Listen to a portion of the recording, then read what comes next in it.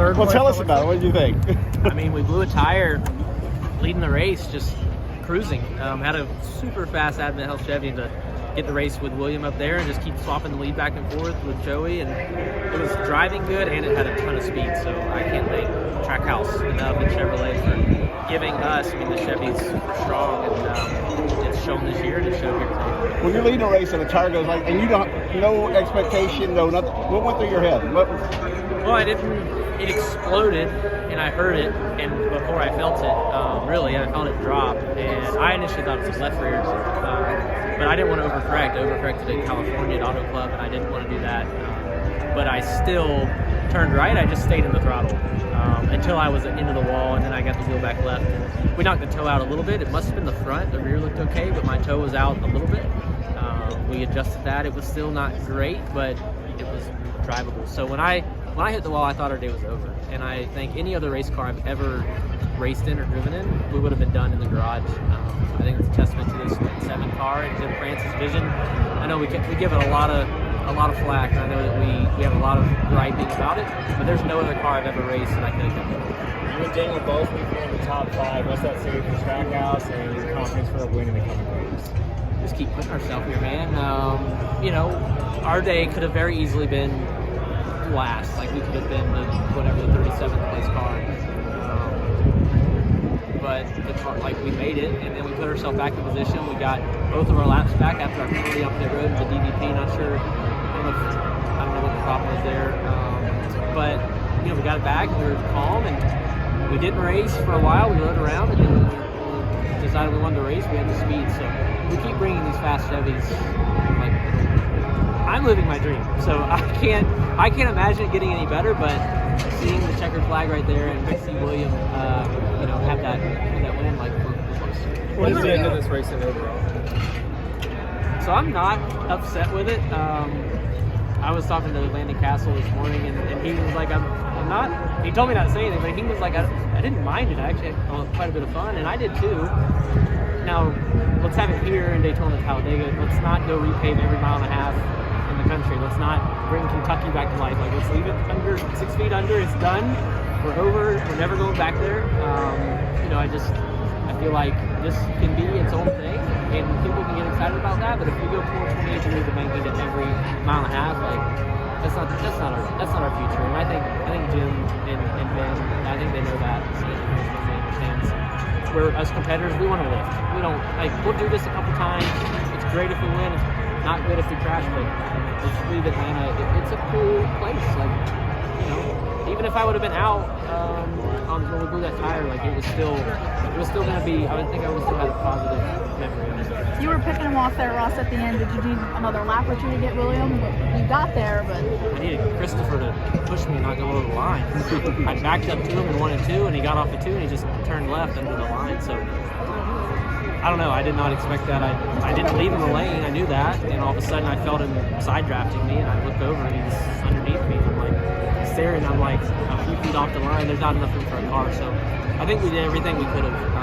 You know, after we blew that tire, we never had control of the race like William did, and I'm sure he had his own ups and downs and had to drive by people, but to come back second is absolutely incredible. I think we did everything right, minus Chris underneath the line. Any theory about why the 380s, all Chevys, loading the right rears?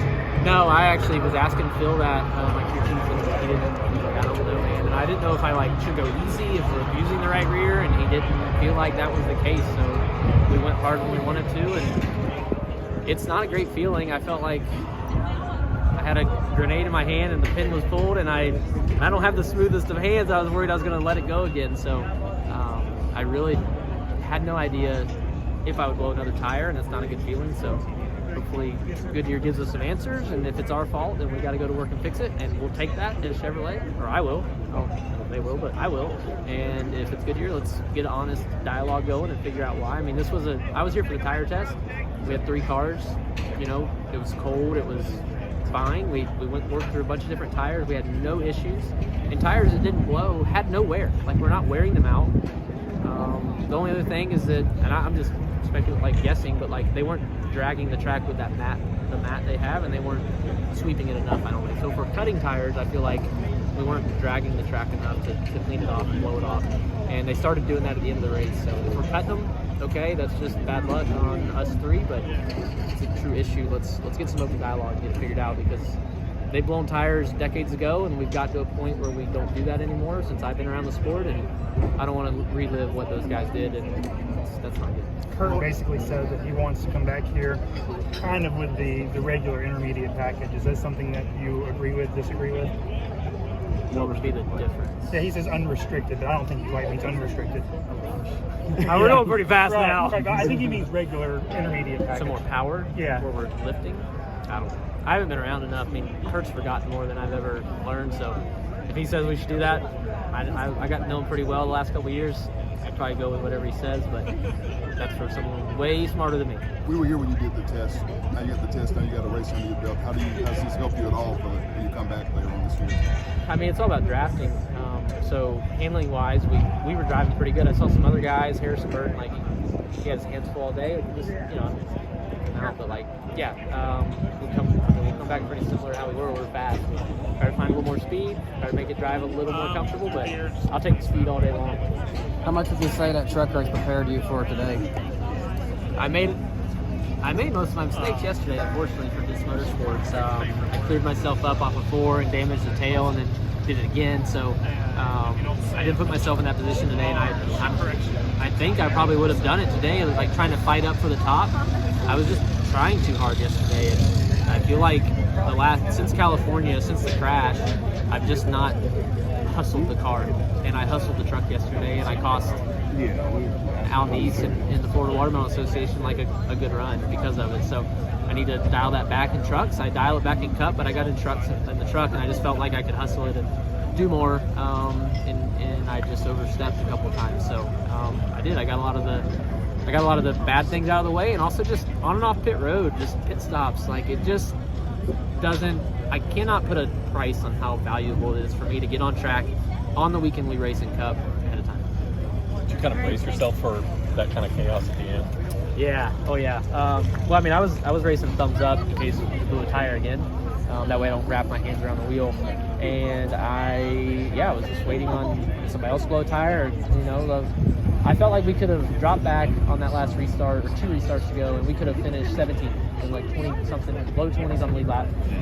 It's not what Trackhouse is doing. It's not what Justin Marks, this venture he's off on, and has Daniel Suarez and me hired. Like, that's not what. If we plug the fence and we finish 23rd or something, or 30th at the end, well, that's their job to figure out how to get parts and pieces for us to keep racing, and they give me that confidence, and we're gonna crash. Like, we keep racing like that, we're gonna crash, but we made it today.